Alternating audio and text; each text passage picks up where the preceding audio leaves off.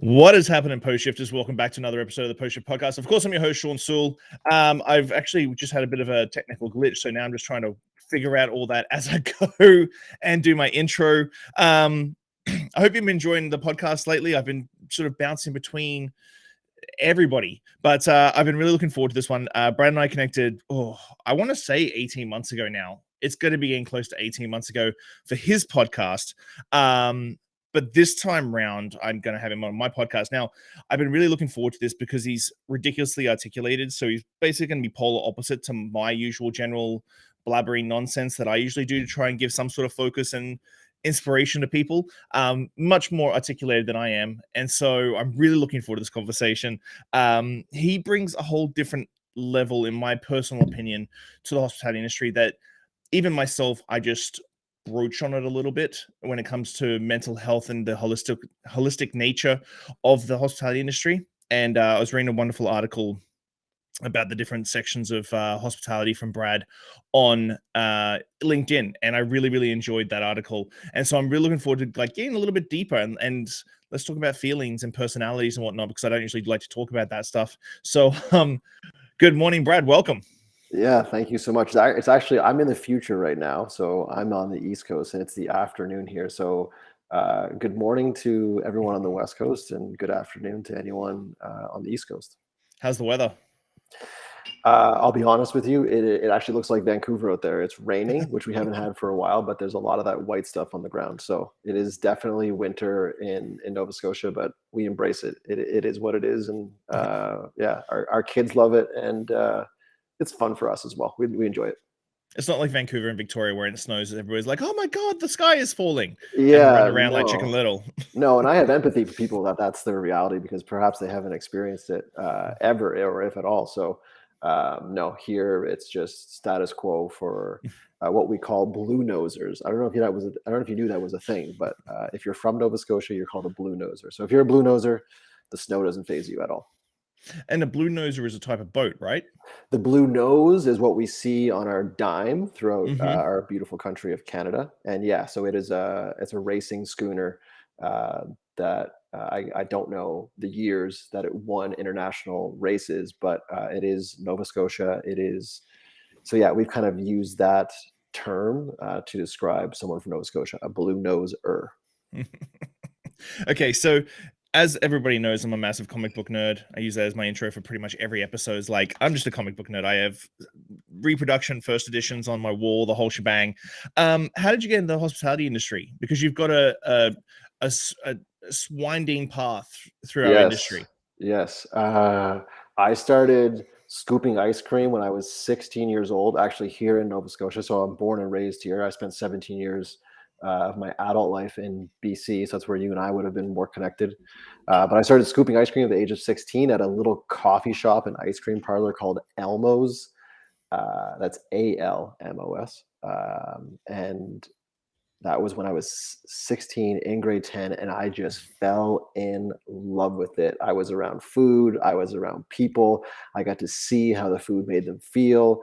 And I was just addicted from the word go. It was the best opportunity possible. And from there I went, like everyone else does in this industry, bartending, serving all over the local scene here, and then took that experience overseas for a few years. And that's really cut my teeth. Where'd you go overseas? I spent 2 years in London. And I ended up getting hired in this management training program for a company called Davies of London. They still exist.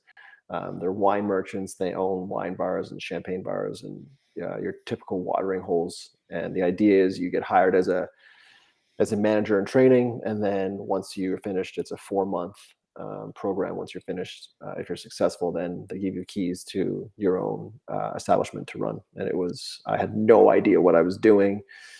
But it was the best, and I learned so much about myself and people and hospitality. It was an awesome experience. How old were you around then? So I left school, university. So I would have been, 2020. So like 24, 25. I knew nothing. What made you go to London though? Honestly, what I remember of it, I was drinking with my older brother Lee at the time, and he said we should go to London. That was it. That's pretty much it. Yeah. How did you land in let's fast forward. How did you land in Yeah. BC? So 2 years was up in London, and I desperately did not want to come home. I felt like it would be far too much of a culture shock. As you know, London is so cosmopolitan. Like some of the world's greatest restaurants at the time, the cocktail scene was just like on fire over there. And I thought if I came home, I would have this like deep, deep depression. So I thought, where can I go? And I thought I had never been to the west coast of the country, so I gave Vancouver a shot, and it was going to be a short stay, but ended up being, like I said, 17 years. What sort of jobs what sort of work were you doing in Vancouver? So as soon as I landed, I started working for the Global Group in Yaletown at the time, in Afterglow, which was the bar in the back of Global at the time, the original Global space in Yaletown. And no disrespect to them, but hated it within like 3 shifts. I'm like, there's no way I'm doing this. I think I was scheduled to do a brunch, and I'm like, I don't do brunches, so I can't show up to work. I was that guy, which I'm really ashamed to say, because I know that's just the reality for so many people out there right now. But this is long before COVID was a thing. And then I took a role as the AGM at a spot in Yaletown called, so obviously I liked Yaletown, a spot called Capone's. I don't know if you heard of it or knew of it. I think it was before my time. It's now at one of the Donnelly properties, near to Chiapino's on that. That's on Hamilton, right next to George. Okay, yeah, just underneath Bricks, kind of. Or is Bricks now Bricks and Mortar? No idea. It is Bricks and Mortar now. Yeah. So anyway, so I started AGM there, and then moved my way up to GM because the owner had opened up another location on the North Shore. So he took some of the talent from downtown and put it on the North Shore. So I ended up running that for a couple years, and then left because I wanted to be a trainer. I wanted to train people in the gym. That was my big thing. I remember the owner sitting me down. He's like, "Do you really want to wear shorts all day?" And I was like, "Kind of. Yeah, I kind of do."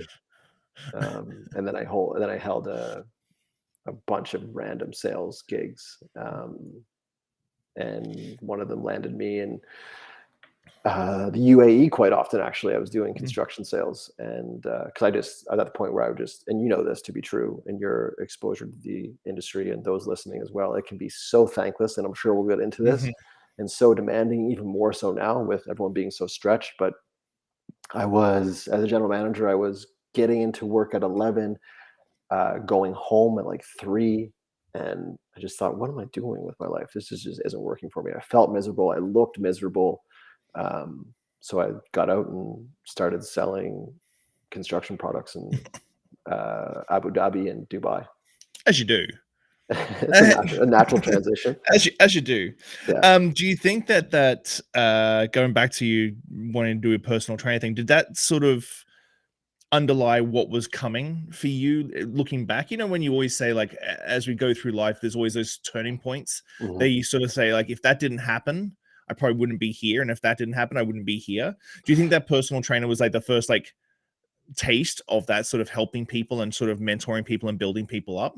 That's an awesome question. I've never thought of that. I spoiler, I never ended up being a trainer at that time. I ended up years later coaching in downtown for years. It was like my side thing that I did, but I loved it. But yeah, I've never actually reflected on that. It's a great question. I would have to say, yeah, I think there's always been, because of my realities growing up, and because I'm still that little boy inside, I have a sincere desire to connect with others, and I have a sincere desire, part of me, to facilitate growth within myself and others around me. And I don't know why, but I just care about people. And I think that's what really intrigued me going back to scooping ice cream at 16 years old.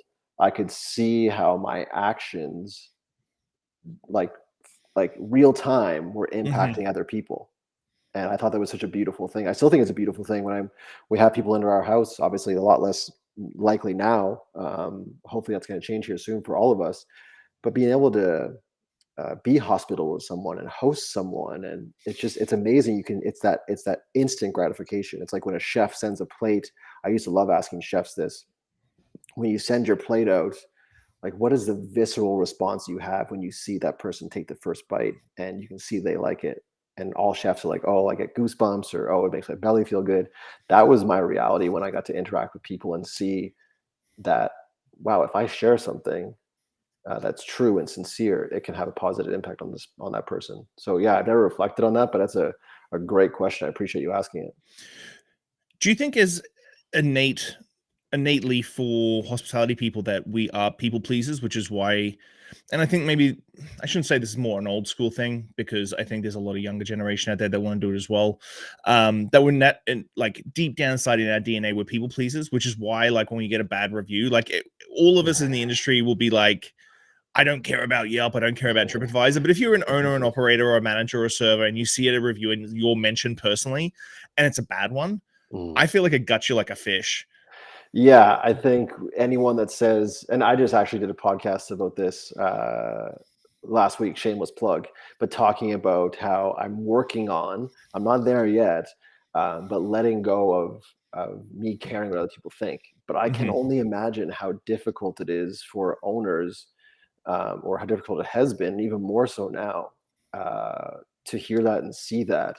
And I follow a few owners that we probably follow together, and they'll share some of those Yelp reviews that they get, or Facebook reviews. And when they share them, I just feel like it's their way of crying out for a bit of help. Be like, come on, like you hit a guy or a girl when they're down. Like, come on, this is not the time to be doing that. But I think, going back to your original question, do I all think we're people pleasers? I think you have to be if you're in the hospitality space, especially, and this is general sweeping statement, especially if you're front of house.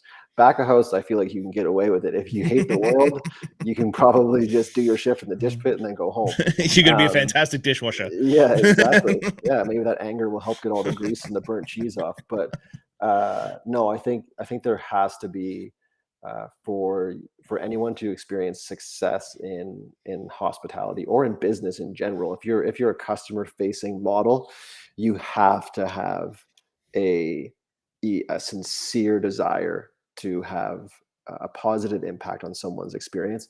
And if you don't have a sincere desire, you better be one hell of an actor. And obviously, we know there's a lot of actors that exist in the hospitality space. But for me, if it comes from a place of sincerity, you're bound to be successful. So like as we get into this holistic like mental health sort of thing, I find with the people pleasing thing, like there is massive pros and cons to that. Like as you said, like it feeds your soul when you see that reaction, you see that sort of like thing. But when you do get that piece of negative feedback, and you've like when you put so much of yourself out there, and then it comes back in a way that you weren't expecting, do you think that there's going to be this happy medium inside a lot of, because I think we all try and stay positive for our team, our staff and stuff. Do you think there needs to be a balancing act in actually rooting that into a little bit of reality and a little bit of like right now? Yes and no. This actually comes up for me a lot with my work with my clients now, both in the hospitality space and outside of it, pardon me, is we just have to lower our expectations of other people, period. And we just have to be so unapologetic about what we're doing. And again, if it's coming from a good place, I just need to keep my head down and keep doing it, because I know it's good. I know it's a good product. I know we give good service. And you're going to have those naysayers. You're going to have people that like their pizza a certain way or like their old fashioned a certain way, but you just keep doing you and lower your expectations of other people. If we can do that, there's actually a book called Solve for Happy, and it's an amazing book. I recommend you and your listeners check it out. If I had the capital, I would buy it for all of your listeners. But I don't yet. But he talks about that is the true, almost like Buddhist Zen space to be in, where I don't expect anyone to react any certain way. All I'm going to do is just be me. And that's what's going to make me happy. That's what's going to bring me joy. But it is difficult. Don't get me wrong. It is difficult. You have to be like a kung fu master not to read those things, or to read those things and not feel a certain way about it. But we can go down a whole psychology path here, because then we're trying to, if you and I run a cocktail place and we like to make our old fashions a certain way, and one person or two people or 10 or however many it is decide to poo-poo what we're doing, I would have, if you came to me, you're like, Brad, this is really getting me down, I'm struggling with this, I would just say, why? Like, what is this doing for you and us and our business? It's just not helping us at all. We cannot be for everyone. That isn't real. There's no such thing as a perfect old fashioned. It doesn't even exist. We can attempt, but we're not going to please everyone. And let's lower our expectations of how these people are going to show up for us, because they just won't. And I carry that through, I hate to say it, in my personal relationship as well. I have a box that I want my partner to fill, but guess what? That's maybe not who she is. So it's unfair for me to expect her to show up a certain way. And then when she doesn't, how do I feel? Not loved, unappreciated, all those things. But it just isn't real. There has to be an acceptance. I knew this episode was going to get deep, but this has gone real deep in the first 15 minutes. I apologize. But, no, it's awesome. Because I do talk about this a lot. Like, once you get to a certain level in your career, whether you be GM, operator, owner, consultant, whatever, there's always going to be negative shit coming your way. And there is times that it takes the wind out of even my sails. And there's times when I'm like, fuck you guys, I'm just going to keep pushing forward. And I think making that transition from, as you said, instant gratification, when you're working, when you put that cocktail then in front of someone and they taste it and they're like, oh my God, their eyes light up, and you're just like, oh yeah, it is like a drug. It is like, yes. But then when you're a consultant, I feel like when you become an entrepreneur and you start doing a lot of stuff on your own, you have to sort of listen to not necessarily the criticism, but you have to listen to the external voices, but also make sure that your internal voice is the strongest voice in your head. Otherwise, you'll crash real quick. What was the secret for you? Because I know that there's a lot of people obviously listening that are in that 28 to 35-year-old mark, have had a really rough 2 years, are thinking about moving on. And I honestly, when I say consulting, especially in the hospitality space, there's so much you need to mitigate for a client to keep them happy. There's just so many things. And if you are off by one step, it could get real bad real quick. How did you make this switch and change your mindset? As you said, like when we were in the green room, I've had a couple of bad months. You said you had the same sort of fog because we're all stuck at home. We're all doing, it's Groundhog Day every freaking day. How did you change your mindset? Wow. I just changed the stories I was telling myself, my beliefs. I was coached on this, and I share it with my clients, and I'll share it with you and your listeners. BEAR, BEAR, beliefs, emotions, actions, results. So everything starts with our belief. It has to start there. What do you believe to be true? What is your belief about money? What is your belief about your business? What is your belief about relationships? Check in with that, and then look at your results.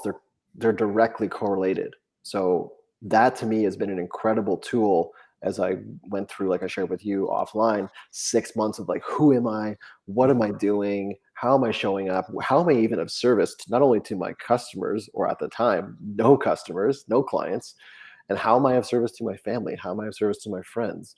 And I just took time to myself, as woo-woo as it sounds, and I just got quiet. And I asked myself, what do I believe to be true? What are the stories I'm associating with this? So the same thing, talking about someone leaving a bad Yelp review.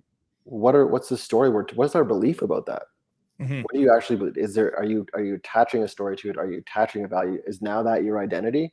Because it actually has nothing to do with you. It has everything to do with that person. So it's a daily practice for me, checking in with my beliefs. And I'll be honest, I just got reckless, dude. I just got bold and reckless, and that serves me.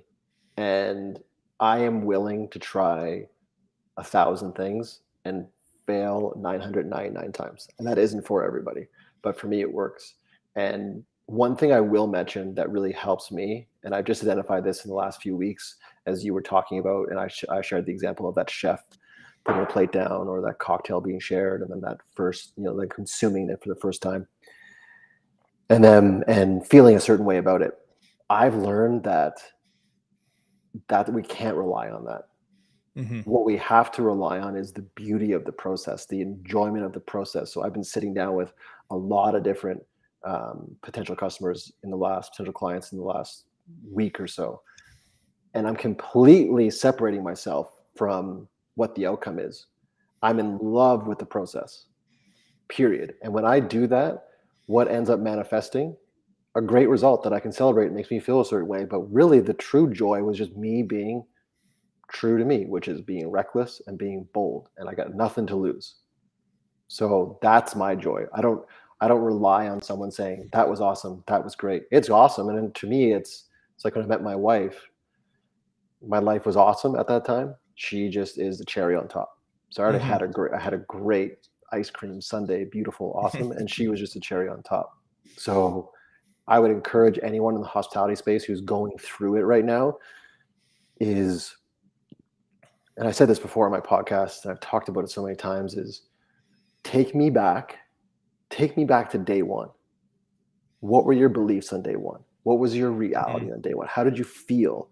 What was the music like? What were the smells? Let's recreate that as best we possibly can, because a lot of people need that right now. A lot of people need to go, hey, why? We hear this all the time. What's your why?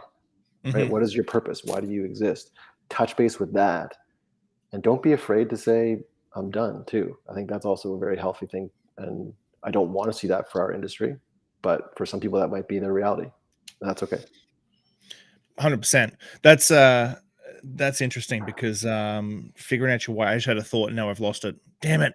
That That's was all a right. good thought too. It was a good thought too. It was a really good thought. So I was talking Um, about your why. I was talking about your purpose. I was talking about touching base with day one when you open the doors and like there we you go. were just There I got it. I got it. okay. So on my I've put it up on social media a couple of times on my drink printer for my younger lads who my kids are amazing. They're 22, 23 and 25. He just turned 23. So like Harry was 9 years old when I took over Clive's the first time, and now he's my right hand guy at Clive's. It's just insane So to think cool. that. But I have a thing on the chit printer that I put on most of my places now. It says, treat every guest like your first, and make every drink like your last. Mm, And so that every time they grab a chit, that's what's in their head. Is love it, that dude. like so that is what is in their head all the time, because I know as an older guy in the industry, like I may have made one of my last drinks in the last little while. I don't know when I'm going to be going back to Hmm. bartending full time. So how do it could be 3 months between me bartending. So how do Hmm. I get that like instant gratification when Hmm. I put that Manhattan down in front of someone and I may not make another drink for months, months and months Hmm. and months. But the self-awareness portion that you were talking about, like you being reckless and bold, I want to get into this because I feel like in the world of social media right now, and I try and preach this as best I can, we see other people, whether it be Gary Vee, whether it be like a lot of the other guys. I know that we're both big Gary Vee fans, and we Hmm. sort of listen to a lot of different people.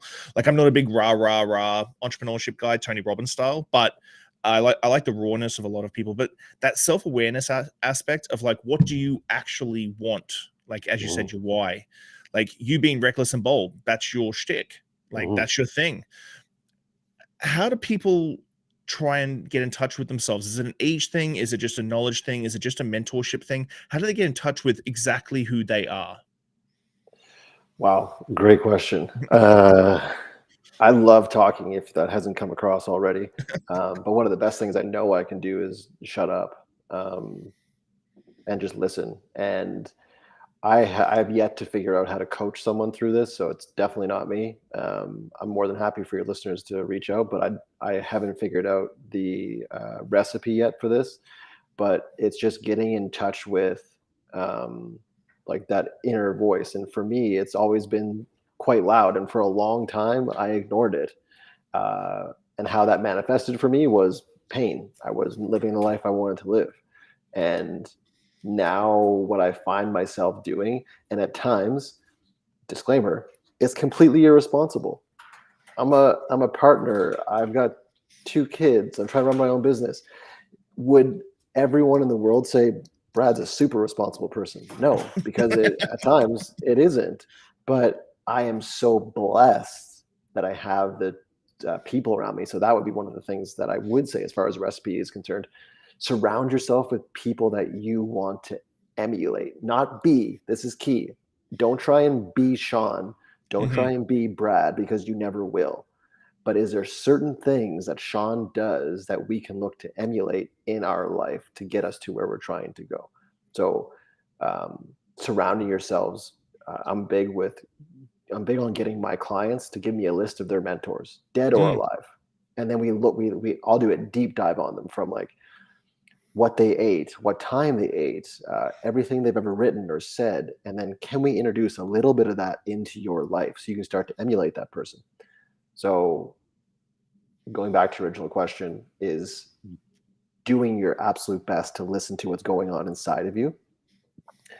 And then the second piece, which I've never actually thought, but is so true, and we hear it all the time, like surround yourself, or you are the result of the average of the 5 people you spend the most time with. That is so true. So I am spending most of my time with a 3-year-old, a 2-year-old, and my partner, and that's kind of it. So I'm childish yet somewhat linear and organized from my partner. But man, it's a process. I wish I knew the stuff I knew now when I was 20, 25, but I didn't, and that's okay.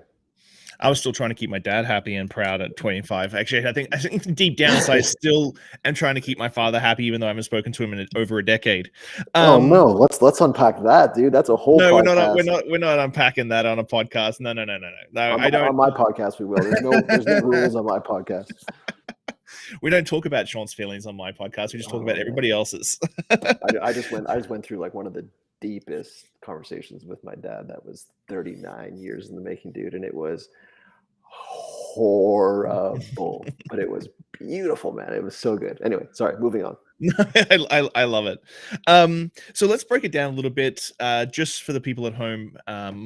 What do you do for your clients? Like, let's give the elevator pitch, because we sort of touched on a bunch of little things like culture, mental health, like grounding yourself for the operator as well as the managers as well as staff. But when you get hired, when you get brought in, what is your like focus and goals? Oh, my goal really is just to tangibly see improvement, how I define it, but also how we would have laid out with the client through our initial process. And my initial process is, pre-qualifying and then having about an hour conversation online, and really me understanding where the pain points are and where I feel I can help. And there's a lot of times where I don't feel I can help. I don't feel like my ingredient list is appropriate one for what they're trying to create. But at the core, what I do is I have become world-class at implementing systems, processes, but most importantly, mindset. So systems in regards to how do we communicate? How do we operate? What happens at 6 o'clock when the doors open? Are we reactive or proactive? What does that look like? I introduced this new tool that I call the anticipation playbook, which is let's sit down and spend hours anticipating everything that can go wrong from the front of the business to the back of the business.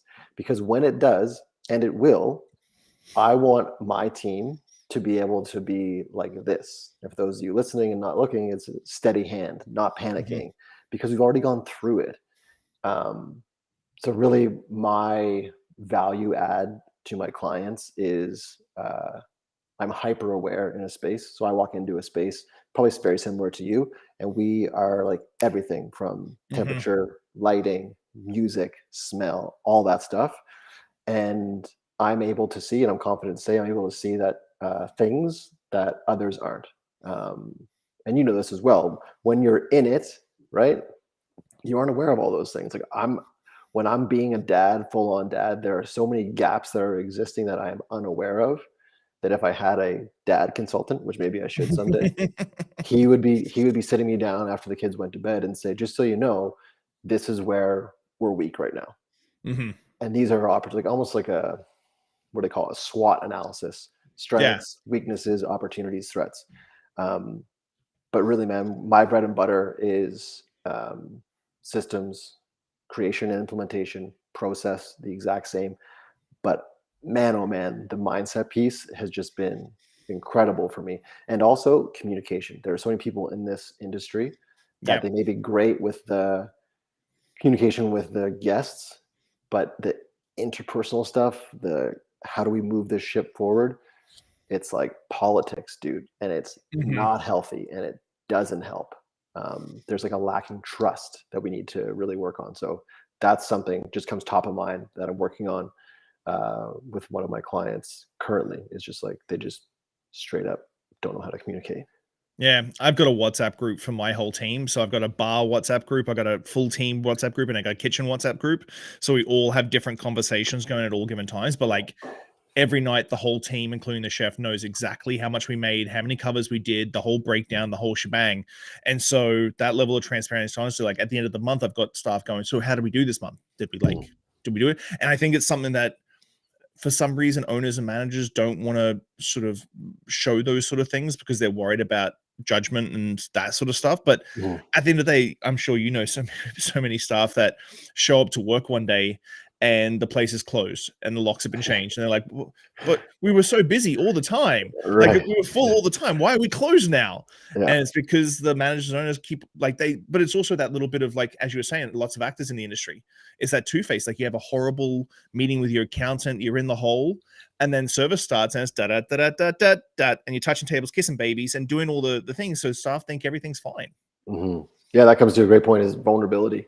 There can be no trust without vulnerability, and it starts from the top. And I actually just came off of a meeting with I did a complete culture audit for someone outside of the hospitality industry, and that was basically my big takeaway, was there's a lack of trust because there's no one being vulnerable.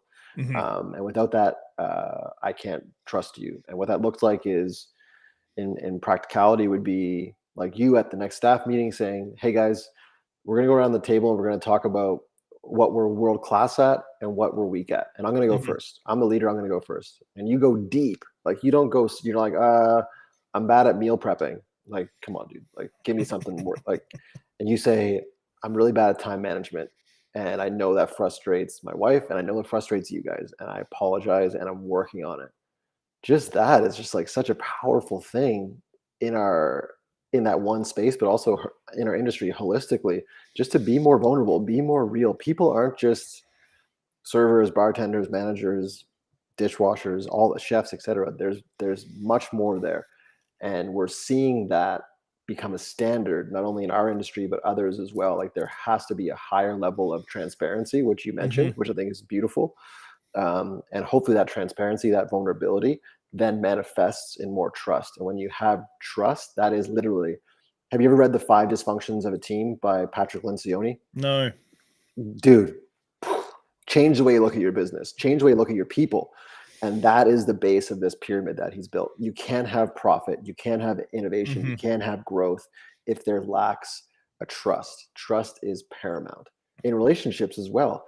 If I have a conflict, if you and I are in a professional relationship, but I trust you and we're in a conflict, that's okay, because I know and you know that we're going the same way. But if we lack that, it becomes political. I get my back up, I get offended, which we see far too often in our space. Yeah, I have a no drama rule. No drama rule at work. Like, there you go. I love it. As soon as I hear about stuff like being abrasive towards each other for any reason, I literally pull them both into the cooler that day. There's no passive aggressive. There's no wait till the end of the week. There's no wait till your quarterly like review. It's like straight away in the cooler. What's wrong? Sort it out. Let's go. We've got work to do, because we have such a small team that if one isn't working with the other, like on a busy Friday night when we do 150, 160 covers and I've got 5 staff on, it quickly slows down for everybody, including mainly the customer, and mainly, again, the profits and everything else. You were saying about like the trust and being on the same path. The biggest hurdle I find with consulting is figuring out for the client that they want the certain goal. You want that goal for them, but 9 times out of 10, regardless of how hard you try, I should say 9 times out of 10, you're on completely different paths. Like my path is this, I look at it this way, your path is this. We're going towards the same goal. And I try and explain that to all my staff, is like, we all know what our goal is. We all know what we're all trying to strive for while we're working so hard and sacrificing and work, like doing everything. But you're going to be on a different path because you're all focused on cocktail creativity and that sort of thing. This person's on a different path because she's all event based and wants to do that. How do you mitigate that when it comes to sitting down with your clients? have a lot of clients go, yep, I love what you're saying, let's do it? Or do Mhm. you have a little bit of pushback, especially when you're talking about truth, transparency, vulnerability in the Mhm. hospitality industry as an older Mhm. operator or manager? Those three Mhm. things are a bit of an oxymoron when it comes to 40 plus something year old, 25-year-old veterans. How do you Yeah. deal with that? Great question. I honestly feel like if that's the reality, we probably won't end up working together. Like it's same for me. I was in a meeting yesterday with someone who was selling me something, and I didn't end up buying because I just didn't feel it. I didn't believe it to be true, and that's that's what needs to happen in any transaction, emotional, professional. There has to be a belief that um, that I can do for you what you need. And if Hmm. there is pushback, then obviously I've done a really bad job at explaining what I do, or perhaps what I do is not what you need right now. If I'm hearing your question correctly, and I'll literally get a whiteboard out and I'll draw this for my clients or prospective clients, and I'll say, um, I'm not selling you anything really. What I'm Hmm. telling you is you've told me this is your reality down here. This is your reality down here. But where you want to go is your vision. What is in between is me. Hmm. I am there just to help you. I'm not going to do it for you. I can't because I'm not you. It's your business, not mine. But I'm here to help you take you from your reality to your vision. It's no different than when a customer comes in and sits at your bar. You're not selling them a cocktail. What you're selling them is a vision they have in their head of how that cocktail is going to make them feel, how they're going to Hmm. look, how they're going to experience it. It has nothing to do, I would argue, psychologically with the actual cocktail. When someone buys a Porsche, they're not buying a Porsche. They're buying a car that's going to make them feel a certain way. So if someone sits down with me and they aren't open to what I've said, or they're not feeling in alignment with my path, I've either done a really poor job of explaining what it is that I do, or they just don't believe that I'm going to make them feel like they want Hmm. to feel. It's a feeling people are chasing. It's a change in reality when they hire a consultant or you hire an employee, right? When you hire a new member for your bar team, it's not just that person. It's Hmm. what is that person going to do for you? Oh, you can have Friday night off now. It's going to add more diversity to your team, or they have a bunch of experience, whatever it is. It's a vision that you're trying to fulfill. And that Hmm. goes back full circle to our whole expectation thing, which is like, be careful with what you expect. Um, I'm not sure if I answered your question, but it No, it's made sense to perfect. me. Well, because it's tough sometimes for me, because I do a lot more of the construction design, Yes. Yeah. financial side of things. And when you sit down with a client, they're just like, we just want to make money. I'm like, well, that's not an expectation or a goal. Like that's like just give us a concept. I've got a client right now and I designed the concept. Like basically they gave me free reign, but they're like, now you have to make it profitable. I'm like, Right. there's so many variables in the industry right now. You have 4,000 square feet, you're Right. in a town of 11,500 people. Like there's a lot of competition. Like I can only do so much in the black and white. You Mhm. need to embrace the gray in a big way. Yeah, for sure. I think and I think it's really healthy as well in every aspect of our life. And I posted on this yesterday on my social media about boundaries in life Mhm, and in work. You have to have boundaries. Look, if I'm you, which I'm not, but like man, I'll build out your restaurant for you. I'll write mhm, the menus. I'll do all that. But that's in my control. What isn't in mhm, my control is the success of it. Will I exhaust myself and give you everything that I have? Absolutely. mhm, Am I guaranteeing you? No, because that would mean I'm a liar because I cannot guarantee that for you or anyone else. So for me, it really comes back to my boundaries. My boundaries are if that's your expectations, I can't meet that. I will never meet that. That's just not possible. And staying true to those and letting your customers know, like, just so you know, this is what I do, but mhm. but that's it, because I'm not a magician. And at the end of the day, let's just worry about the things that we can control. Um, and I think that's such a healthy place to be in as well. And then you just wake up and you do those 5 things, those 6 things that are in your control, and you hope people come in. But it comes back to self-awareness, like walking away, like realizing the one thing I did for a long time is I always thought that like as we do, because as we go, it goes all the way back to the DNA, the people pleaser, that sort of thing in hospitality. But you have to shift it in a way that you don't have a horse in the race. As a consultant, you don't really have a horse in the race. You're going to do your work. You're going to get paid. You may stay on for 6 to 12 months to help them push through it. But like at the end of the day, you need to be able to walk away. You can ingrain yourself, but you still have to have a little bit of distance so that the amount of times I've got wrapped up in like consulting, and then all of a sudden after we open, I'm the general manager, and you're like, no, that's not what I was trying to do. What am I doing right now? Yeah, exactly. Yeah, that's one thing that I really have to temper myself with is I almost get like too involved emotionally with my clients. I go deep with my client, as you can imagine. Like we're talking about everything, and I think that's key for me. And what I offer is I need to understand who you are, how you operate as a person. So if you hired me, Shawn, I would want to know at some point you and I are going to talk about your father, because to think that it doesn't impact your business is, if I can speak so brashly, a bit ignorant. It does. So it's like, okay, how can I help him understand how this may be a barrier? I have a client who is sitting on a bunch of expired stock from a retail standpoint, and they just won't let it go. And what is one of the biggest lagging parts of their business right now? Retail. I'm just trying to coach them through it. Like, we have to deal with this. We have to have these conversations, and I have to know why. Why won't you? What is it? Is it the money thing? And then going back to the whole, like, what is your relationship with money? Are you afraid of it? Are you of the abundance mindset, if you will? All of those things. So yeah, at times I really do have to temper the level of involvement that I get. Because I'll be washing toilets before I know it. Do you know what I mean? Exactly. You know, you're helping the dish pit and that sort of thing, and you're like, I'm just helping out. I'm a helpful guy. I can do this. It's fine. It's fine. Yeah. So let's. I don't want to get too much into the pandemic, because the pandemic's been rough for a lot of people. Yes.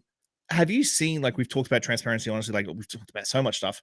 Have you seen a change in perceptions? Because it was something that I think actually we talked about on your podcast. We have the opportunity to change fundamentally what our industry stands for, whether it be culture, money. The amount of people I hear about complaining about the minimum wage raising to 15.20 here in BC is just absolutely. You're complaining about, I think it was a 70 cents or an 80 cent increase. I'm like, you're worrying about an 80 cent increase an hour for your staff? Like, come on, there's some issues there. But from your standpoint, pre-COVID, post-COVID, do you think a lot of people have woken up to the fragility of our industry?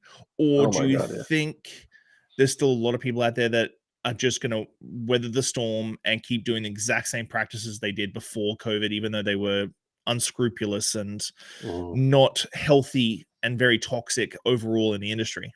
No, I think there's a much higher level of awareness, thankfully, and I'm talking about people outside of the industry. There's been an increase of awareness, like you said, the fragility of the business model, because it's been reported on media, and we don't need to spend time on media right now, but they have done a really great job in giving a voice to the industry across, well, at least North America. I haven't been exposed to much what's going on in Europe as far as what they're sharing, but it's been front page here a lot during the pandemic, which I think is great.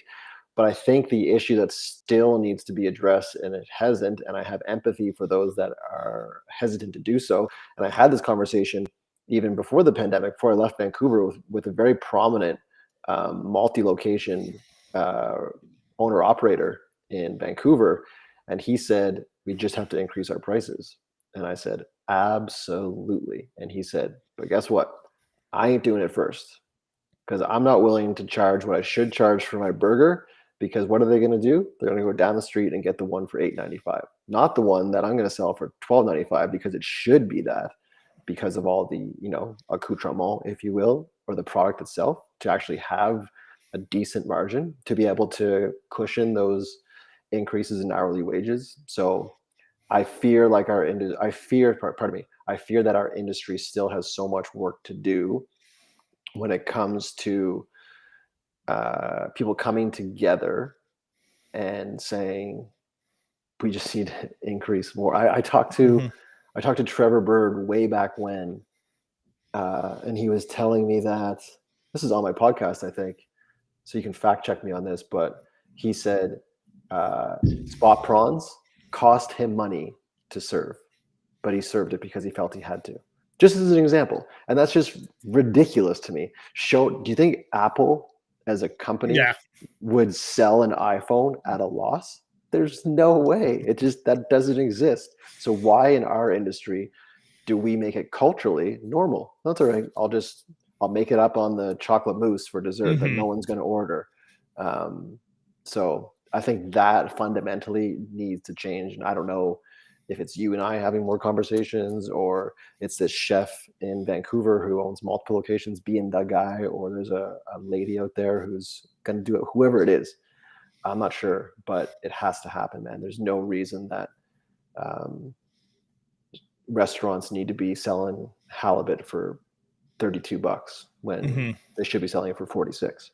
So there's the media has done a great job in showing the fragility of the industry, but what I think still lacks is understanding of, if you want Clive's, just as an example, to still exist 5 years from now, you're going to have to pay $2 more for this or $3 more for that. And I don't know that anyone, as far as owner operators, are willing to be the first ones to make that move. And I don't know what your thoughts are on that. Well, I think food wise, definitely food is always, I've had many conversations with chefs as like, as the front of house bar guy, if I do an offer cup cocktail and put that down in front of someone, they may sip it and go, oh my God, this is the best cocktail I've ever had in my life. But for a chef to have that same experience with a guest, where someone's like, oh my God, this is the best mouthful of food I've ever had, is much, much, much, much harder and much harder to quantify than a cocktail. And so I find, and this would be Vancouver as well, like cocktail prices have continued to rise, whereas food prices have stayed static. You know, wine prices have continued to rise, like wine prices by the glass have continued to rise, but food stays the same. You know, so, and my biggest argument with it is that a lot of the independents don't look at the franchises, because I find franchises more expensive than a lot of the independents. I'm like, if the franchises are charging X amount of dollars, it's because they understand that people are going there, not just the food, they're going there for the ambience, the staff, and the service, the whole deal that you talked about earlier with like lighting and temperature and all that sort of stuff. And I think sometimes a lot of independents, especially chef-driven or bartender-driven ones, don't think about all the other intangible elements to that one drink. As you said, like the cocktail is the last thing. Is like how the staff dressed, what's the music like, what's the lighting like, what's the glass it's served in. There's so many different points, and I think a lot of passionate industry people sometimes forget the other touch points. They assume that people come in there for that cocktail, people come in for that dish. And so I agree with you. I think that you can't say, no, I'm not going to put up my price, but then also complain that you have to pay your staff 15, 20. Like it doesn't go hand in hand. Any other industry is going to adapt to that, and they'll do it. I would suggest without hesitation. I don't have a business major degree, but I'm gonna suggest that if inflation is a certain way, they're going to represent that in their pricing. So I just feel like as an industry, and I can only speak to Canada and North America, it would serve us best to get on board with that and then do our best. This is where the education piece comes in. This is where the understanding, someone's here, sorry, doorbell just rang.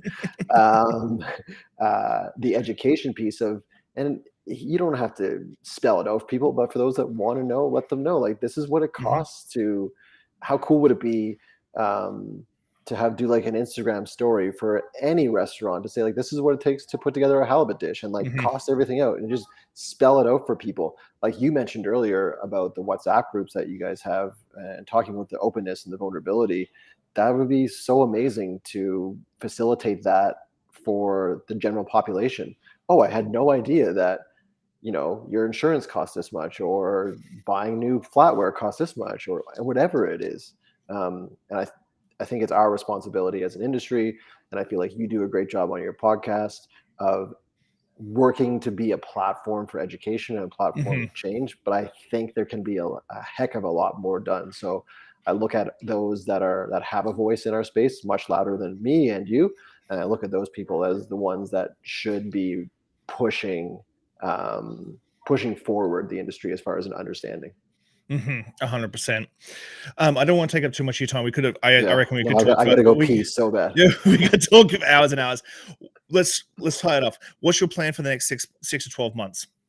Completely smash everything that I touch in a positive way. Retire my wife. Be a better father. Get in ridiculous shape. What else do I want to do? Might get a new tattoo. But in all seriousness, I do want to do those things. My big thing, man, is just facilitating more growth for individuals and businesses. I'm so passionate about helping people, and it all comes back to that original story I was telling you about scooping ice cream at 16 years old. It's just I love interacting with people, and I love sharing. And I am a big believer, and you mentioned this, and maybe this isn't where you're going with it, but this is what I felt when you were saying it. This is what I was downloading, if you will. You were talking about, I don't know when I'm going to make my next cocktail again, 3 months from now. But what if you could never make a cocktail again? What if that was never a possibility for you again? How would you carry on your day today? So I try to impart that on all of my clients. It's like, let's, like you say on the chits, like, this could be make it as good as your, what do you say in the chits? Make every guest your first and every drink your last. Yeah, exactly. Like, how beautiful, how incredible would the product be if that was our mindset every single time? And I think it's so beautiful that you have that, whether they're conscious about it or it's subconsciously being absorbed by them. It's such a beautiful thing. So for me, it's just about spreading that awareness. It's not about spreading positivity. Don't get me wrong. It's about spreading realism. But I always come from an idealist place, and I just want everyone to be happy and doing rad things. And the last thing I will say, or I'll try to make the last thing I'll say, I just am so encouraged by the work that you do. I'm inspired by what you do. I love that you're still doing it amidst all the ridiculousness that is our reality in this space. And I haven't been showing up for our industry as much as I would like to. So I want to say thank you to you and people like you for doing it, because I haven't been capable. So thank you so much for the work that you do. Wow. Thank you so much. And just on the last note, so I can let you go, where can people find you? Plug your podcast, plug your social media, plug everything. Yeah. BradBodnarchuk.com. Actually just did a new website. So check that out. Let me know if it actually works or not. Hopefully it does. And just Brad Bodnarchuk on Twitter, Instagram, and actually YouTube as well. And yeah, if anything I said resonates with you, it would be awesome to connect, whether through a professional relationship or just popping in to say hello. I'm an opportunity seeker and I love interacting with people. So thank you, Shawn, so much for giving me the platform and the space to be a guest. I really appreciate it. Perfect. I really appreciate you, sir. Thank you so much. That was awesome. I think we're going to do this once every like 3 months. Do like I'm great. Yeah, dude, let's do it. Let's do a check-in. On next time we're going to talk about you and your dad. That's what we have to do. Okay, my friend. You have a good day. Thanks, Shawn. Appreciate it. Have a good day. Cheers. Bye.